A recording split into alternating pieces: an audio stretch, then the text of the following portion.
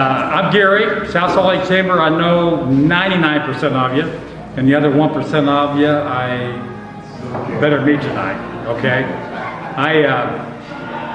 This is really, I want you to meet you're gonna meet Eric in a minute, the owner. He and two partners of this incredible facility, Beehive Distilling. And just so you know, and Terry and Teresa want me to do most of the talking as far as representing the three of us. That's okay. There's Terry, where's Teresa? Is she, right there. Terry Slough, and is it Slaw? Slaw. I'm sorry. Black with an S in front of it. It's like coleslaw. And you know what? Your buddy just said kind of like coleslaw, okay? Yeah. Terry Slaw and her husband Scott, who is nothing. She's nothing without him, because all this stuff, that's Scott. That's Terry. When you go to an event where someone's selling 55-gallon drums that have been painted, that type of thing, Scott brings two of his brothers. Unbelievable. We really appreciate that. And, Terry and Teresa Baglesarova are the co-chairs of the Women's Business Committee of the South Salt Lake Chamber. If it weren't for them, I probably wouldn't be doing much, okay? These type of things are engineered by these folks. We pick out who we're gonna go see. And then Teresa reaches out to Eric. Is Mads here tonight, or she had to leave? She's out. Yeah, Okay, she's out. but anything you read about these events, that's Teresa's handiwork. She's with United Way, and I'm gonna have her talk about Mosaic Bakery here in a minute. Women like this, I don't know when they sleep. Oh my God, I just can't believe all the stuff they've got going on. We've got high energy. What's that? It is high energy. That's the nicest thing I've heard you call it, well, Terry, is high energy. That's for me. Yeah. What? But they're related, so she can say that. Okay. Anyway, this is our fifth in a series of happy hour. There are 7 distillers and brewers, 4 brewers, 3 distillers in the city of South Salt Lake. And with 2 to go, Salt Fire and Sugar House, we will have been through the 7. And I've gotten the okay from the people we've been to, including Eric tonight. We'll do it again next year. That's 7 happy hours. In between those, we'll be interspersing events at businesses. Businesses that don't have this fine thing to drink while we're on the job, so to speak. But I can't say enough about these two. In addition to what I just said about Teresa, who I'll have you talk right now, if you don't mind. She's getting a master's degree at the U. I really don't know when she sleeps. So Mosaic Bakery, if you hadn't had a baklava yet, you're missing out. And she can tell you about what Mosaic does. And you two, Terry and Teresa, if I've forgotten anything before I introduce Terry, jump in and tell me. Teresa?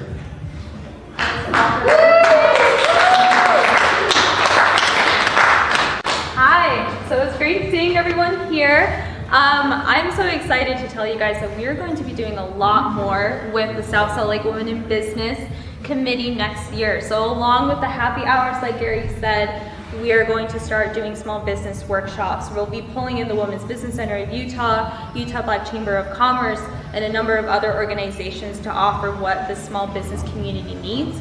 So if there's anything that you guys would like to see, please come to me, Terry, and Gary, and we will start putting things together. And so one of the initiatives that we have is to create a government contracting workshop. So there are a certain number of contracts that are set aside for different groups, and we want to ensure that we can bring in PTAC, the Small Business Administration, and other organizations to tell the small business community how to apply for them.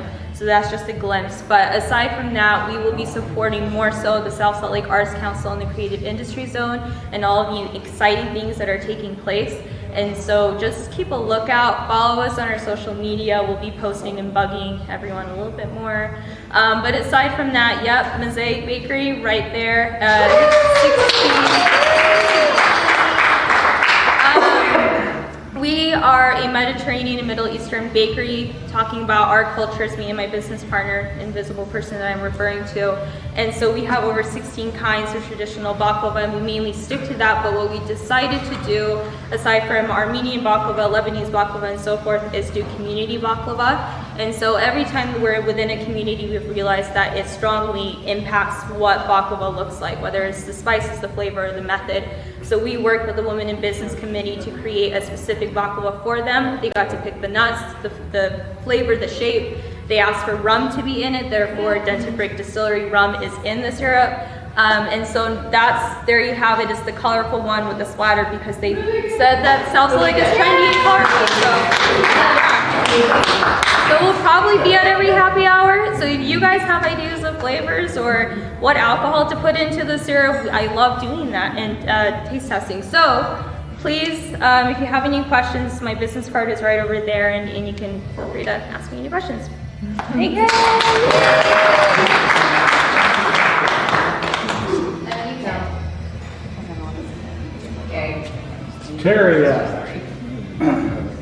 Terry has a sister here who's heavily involved in the Women in Business group, and I would like that person to stand up. Woo!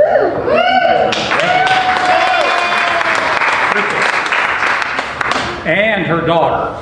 I've yet to find the time or the talent or the wherewithal to tell her no, nor have you. So Terry gets people involved. Sharon is here, Sharon Hari, representing the city of South Salt Lake, senior management team with the mayor, who's seeking re-election. And she would be here this evening, but she is, she's knocking on every door of the city. She and the woman running for the council at large seat, Clarissa Williams. So how many of you live in the city? Okay, a few, not too many. We wish you all did, but we're certainly hoping the mayor gets her this next term because she's all guiding Sharon and colleagues some unfinished business. So you tell her I said that. I've known them, well, I've been here 8.5 years, so I've been here for every re-election campaign of the mayor's, and she's deserved every one of those wins. You always like to introduce your board members. We have, where'd Greg go? Oh, Greg's back here. Greg McDonough, owner of Alpha Graphics South Salt Lake, is our board chair. Where's Julie? Is Julie here? Dan. Oh, Julie is the vice chair of the board with the state of Utah. Julie and I go back a bunch of years. Speaking of elections, we just held our third Meet the Candidates night. Fourth Meet the Candidates night. Wow. It's when she tells you to quit talking, your time's up. She'll come get your microphone. Dan Stark is with a company called Alpine Promos. Dan, raise your hand. I know I'm missing somebody. No, it's the three of us here on the board. Okay. I hope you all have a chance to just meet one another this evening. That's why we do these things. And we will cycle through, as I said, the 7 organizations again next year. And probably the number one reason here, because Eric and some partners went out on a limb, entrepreneur spirit, took an old building, whatever this was before, and created this incredible Beehive Distilling. And I would like you to hear from Eric. Come on up, Eric.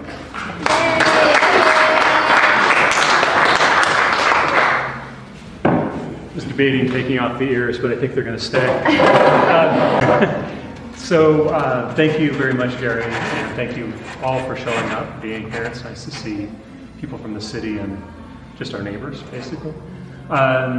We started Beehive Distilling in about 2013. We were on the shelves in 2014. We were in about 1,600 square feet of space, so essentially just maybe like what you see, this little section in front of you.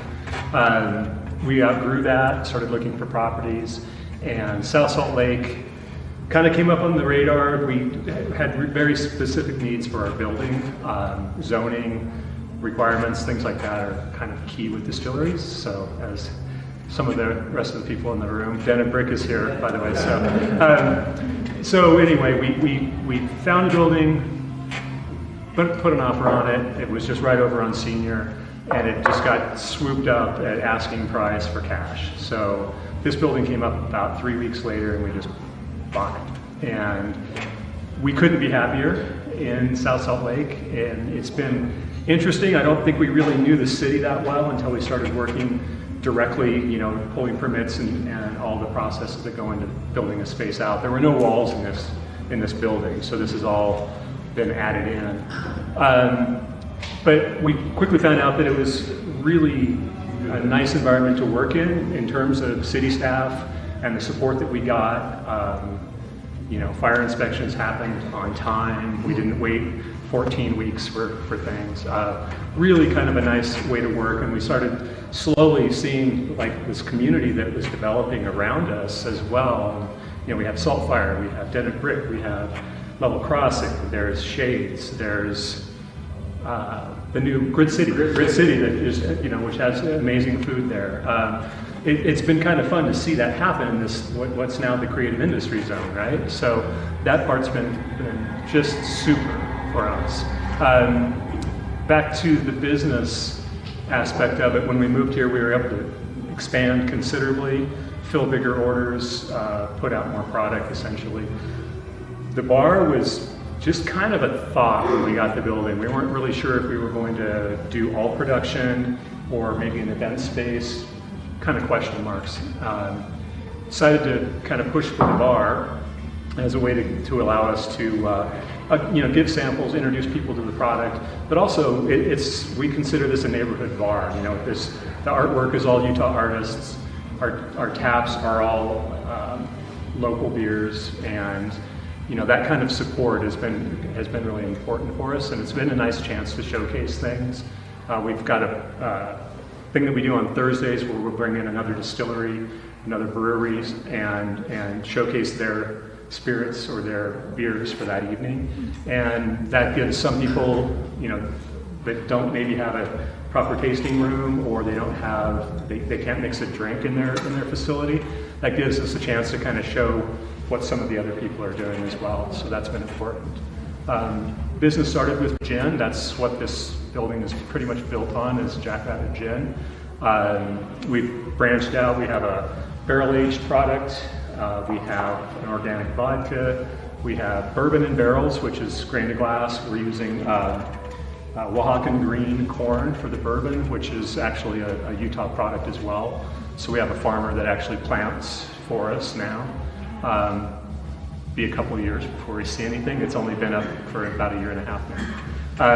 Rum and a rye also, using, I believe the rye is Colorado, if I'm completely honest, but again, the corn that balances that rye out is a Utah product as well. So we're really excited about introducing those things. I'm just happy to be here, basically. So. Well, we're happy you're here. Thank you so much. Yeah. One last thing, and then we can get back to having fun.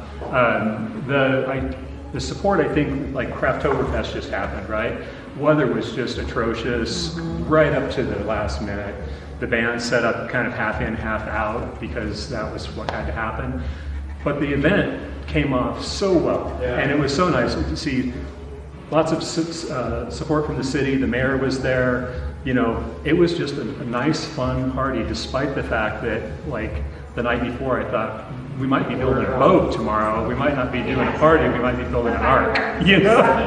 Oh yeah, and the fire department showed up, and they were so cool. There was a giant, we call it Lake Beehive. There was a giant puddle in the parking lot, and they pumped that out. I didn't hear that. Wow. Yeah, they came. It was just amazing, and they pumped that out. And then the little kids were out there stomping around in their boots, and it was very cute. So Anyway, you and Sharon, they take credit for the weather that day. It did not rain from the sky. No.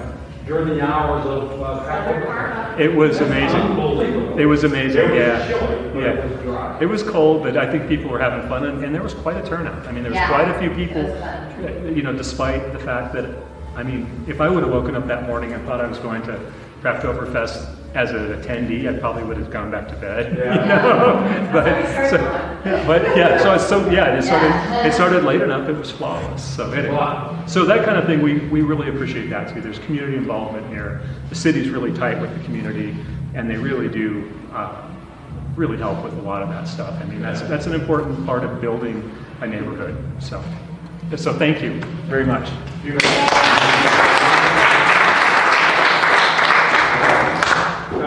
Sharon passed those great comments along to Leslie Allen, who's our South Salt Lake Capital Arts Director. who just among the whole city staff is pulling this stuff off. So Sharon, tell them who you are. I'm Sharon Hari, Director of Neighborhoods for the City of South Salt Lake. I think I know most of you by now. I just want to say to Eric and Chris and Matt that they're like amazing property owners, amazing business owners. We wouldn't have parties if we had lame businesses. When we have really fun people to work with who have really beautiful spaces who've let you paint the outsides. We were actually supposed to have a mural artist who probably couldn't have painted given the weather that week, and she was flying all the way from Mexico, but unfortunately had a problem with her visa for the third time because hello COVID. We'll get her here someday and we'll get you painted someday, but these guys have always been open to creative ideas, and that's just what we feel like we have in this neighborhood is really cool people who want to do something different, and we've shaped our identity. And when I started with the city 10 years ago as urban design director, and as Mike Guyos pointed out, into Save Granite High, which we did not succeed at, got a library. But the second project was downtown, and everyone said, well, South Salt Lake has no identity, it has no downtown, and everyone just thinks it's kind of this dumpy place. We thought like, okay, we can change this, and it took, a very concerted effort on the part of the mayor, the council that started that time and said, let's build a downtown. My work, Leslie's work, everybody's work, but also people who had vision as businesses who said, actually, this is kind of a cool place. So Crafttoberfest was an outcome of going, we've got really cool people here. They're going to be, you have to invite the cool people to your party. We got to invite the cool people to our parties. We had 7 really fun booths with our local products, but we also had Clever Octopus open their store and have their own little mini pop-up. We were like, we didn't even know they were going to have their own vendors over there. And we had our own craft vendors. And, I think it was Sugar Post, who's an amazing welder and keeps making cool stuff for the city.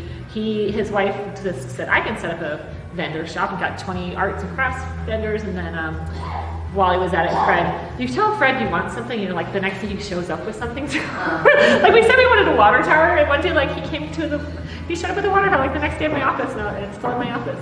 But we said we want these like things for the tops of the street posts, kind of like remind people they're in this special neighborhood. And lo and behold, if you haven't noticed, pay attention. You drive around with these little eyeball light bulbs at the top of our street sign posts out here. Yeah, you gotta look. And then he's been building these robot mailboxes that different businesses. You guys don't have one yet, do you? Great Cities is beautiful. It is. Yeah. Great City has Rough, their dog. Anyway, booting just little special touches in a combination of our arts community, our creative industries, and our arts council, and just our businesses. And we just have people in our city who enthusiastically want to support the arts and creative industries, so it's working out. And we were very pleased with Crafttoberfest. We'll remind you that Mural Fest is only 6 months away. That'll be our next thing, and we're very grateful to Women in Business for doing the happy hours in between, but we'd love to see. I need to talk to you guys a little more, because I heard there was a rumor of a Santa crawl. I don't know what that is. Maybe there's other events we can do in the interim so that there's something happening on a regular basis. We're doing a pretty good job of cross-promoting things through social media, but we just want to establish traditions that everybody knows, and everyone's calling us and saying, when's this thing happening? So that this is just a neighborhood. That's what it takes. It takes people, it takes places, it takes a little bit of investment, but it doesn't have to be fancy, although this is a very fancy distillery. It is fancy. Fancy for South Salt Lake, fancy for anywhere. It doesn't take a lot, it just takes a lot of positive energy, and so thanks to everyone in this room who contributes to that. Yay! Okay, so here's my thought. I'm gonna walk up to them and I'm gonna go like this, and then based on your applause, we're gonna decide the winner. Okay? Alright, first we have, everyone, first is M&M's. They like you guys. Next we have the rabbit from the white rabbit from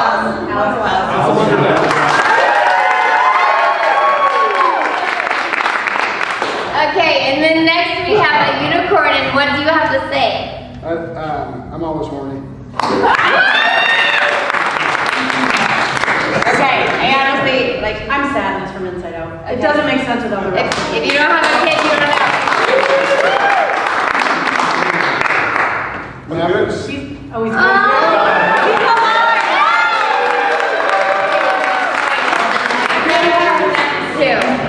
Okay, who's the top two? Rabbit. And goose. Okay, everyone look down. You guys have a great time. Okay, we got white rabbit and we got goose. Yeah, after these two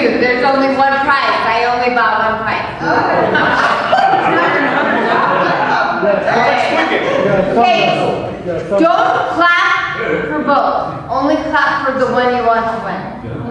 Yes. What is the prize? I got him a cool card game that is called This Will Get You Drunk. And then I got them some coasters, Halloween coasters that are heavy duty, like you can keep them out forever if you are into that. Then I would suggest that you split the prize and let them both be winners. No, we only have one prize, Jason. Okay, so only clap for the person you want to win, do not clap for both. Okay? So first is the White Robin. Okay, next is Goose. Amazing White Robin. Right.